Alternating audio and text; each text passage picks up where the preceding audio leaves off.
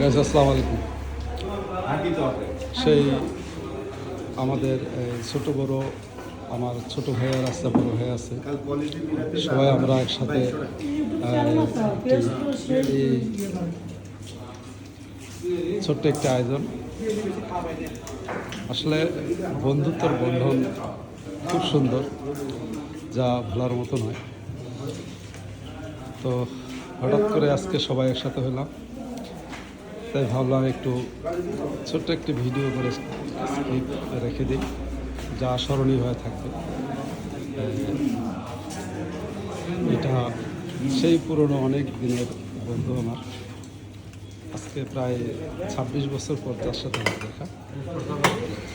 তো সবাই আমাদের বন্ধন যাতে সবাই অটুট থাকে, এটা আমার একটা বড় ভাই, তাকে আমি খুব শ্রদ্ধা করি।